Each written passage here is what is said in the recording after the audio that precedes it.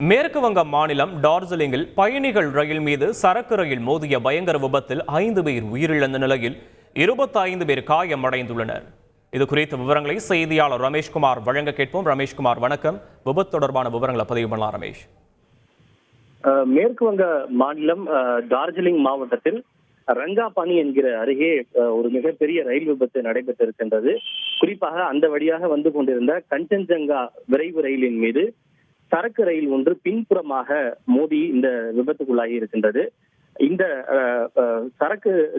விரைவு ரயிலானது சியால்டா என்ற பகுதியை நியூ ஜல்பைகுரி என்கிற பகுதியிலிருந்து சியால்டா என்னும் பகுதியை நோக்கி சென்று கொண்டிருந்த போது ரங்காபாணி என்ற இடத்திற்கு அருகே வந்து கொண்டிருந்த போதுதான் இந்த விபத்து நடைபெற்றிருக்கின்றது.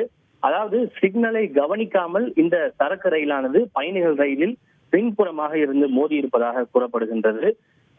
இந்த விபத்தில் பயணிகள் ரயிலினுடைய 3 பெட்டிகளும் தடம் புரண்டிருக்கிறது. அதே போல சரக்கு ரயிலினுடைய பல பெட்டிகளும் கூட தடம் புரண்டிருக்கின்றது.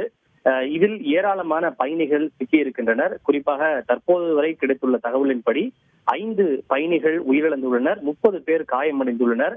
காயமடைந்தவர்கள் வடக்கு பெங்கால் அரசு மருத்துவக் கல்லூரி மருத்துவமனையிலே சிகிச்சைக்காக அனுமதிக்கப்பட்டுள்ளனர். சம்பவ இடத்திற்கு மருத்துவ குழுவினர் மற்றும் 15க்கும் மேற்பட்ட ஆம்புலன்ஸ்கள் விரைந்துள்ளது.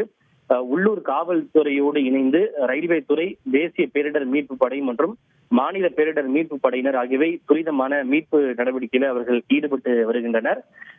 அந்த காட்சிகளை பார்க்கின்ற போது நமக்கு தெரியும் இந்த விபத்து எந்த அளவுக்கு ஒரு கோரமாக இருக்கிறது என்பதை.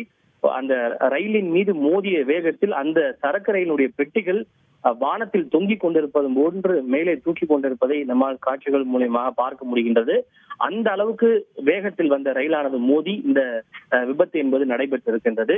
இந்த விபத்து அந்த பகுதி மக்கள் மத்தியில் மட்டுமல்லாது ரயில் பயணிகள் மத்தியிலேயே ஒரு பெரிய அச்சத்தை ஏற்படுத்தி இருக்கின்றது.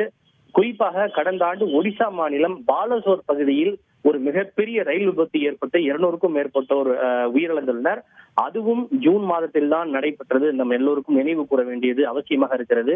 ஒடிசா மாநிலம் பாலசோர் பகுதியில் கடந்த ஆண்டு ஏற்பட்ட ரயில் விபத்தை நம்மால் யாரும் அவ்வளவு எளிதில் மறந்திருக்க முடியாது. தமிழகத்தை சேர்ந்த பலர் கூட அந்த ரயிலில் சிக்கியிருந்தனர். அதில் 200க்கும் மேற்பட்டோர் பலியானர். அந்த விபத்தும் கடந்த ஆண்டு ஜூன் மாதம் தான் நடைபெற்றது என்பது நாம் இந்த நேரத்தில் நிறைவு கூற வேண்டியது அவசியமாக இருக்கின்றது. குறிப்பாக இந்த விபத்து குறித்து கவலை தெரிவித்துள்ள ரயில்வே அமைச்சர் அஸ்வினி வைஷ்ணவ், இது துரதிருஷ்டவசமானது எனவும் போர்க்கால அடிப்படையில் மீட்பு பணிகள் நடைபெற்று வருவதாக அவர் தெரிவித்திருக்கிறார். மேலும் ரமேஷ், 5 பேர் உயிரிழந்திருக்கக்கூடிய நிலையில 25 பேர் காயமடைந்திருப்பதாக குறிப்பிட்டிருந்தீர்கள். அவர்களுடைய நிலை என்னவாக இருக்கிறது? அவர்கள் எங்கு அனுமதிக்கப்பட்டிருக்கிறார்கள்? அது தொடர்பான விவரங்களை பதிவு பண்ணலாம். காயமடைந்தவர்களுக்கு சில முதலுதவி சிகிச்சைகள் மருத்துவ குழுவினரால் வழங்கப்பட்டிருக்கின்றது. யாருக்கேனும் ரத்தப்போக்கு ஏற்பட்டிருந்தாலோ காயங்கள் ஏற்பட்டிருந்தாலோ உடனடியாக அந்த காயத்தை சுத்தம் செய்து ரத்தப்போக்கை கட்டுப்படுத்துவதற்கான முதலுதவி சிகிச்சைகள் எல்லாம் வழங்கப்பட்டு அவர்கள் மேல் சிகிச்சைக்காக மருத்துவமனையிலே அனுமதிக்கப்பட்டுள்ளனர். சிலருக்கு அதிக அளவில் காயம் ஏற்பட்டுள்ளது, சில பேருக்கு குறைந்த அளவிலான சிறு காயம் என்பது ஏற்பட்டிருக்கின்றது. எனவே அவர்களுக்கு தேவையான அத்தியாவசிய சிகிச்சைகளை கொடுத்து அவர்கள் உயிரிழப்பு எதுவும் ஏற்படாமல் பாதுகாப்பதுதான் தற்போது அதிகாரிகள் மற்றும் மருத்துவ குழுவினுடைய முதல் வேலையாக இருக்கின்றது. எனவே இந்த தடம் புரண்ட பெட்டிகளை இயல்பு நிலைக்கு கொண்டு வருவது அடுத்த பணி என்றாலும் கூட யாரேனும் சிக்கி இருக்கிறார்களா, காயமடைந்தவர்கள் இருக்கிறார்களா, அவர்கள் விரைவாக எப்படி சிகிச்சைகளை கொடுப்பது என்பதுதான் அதிகாரிகள் மற்றும் மருத்துவ குழுவினுடைய முதல் வேலையாக இருக்கிறது. விவரங்களுக்கு நன்றி ரமேஷ்குமார். செய்திகளை உடனுக்குடன் தெரிந்து கொள்ள உடனே சப்ஸ்கிரைப் பண்ணுங்க.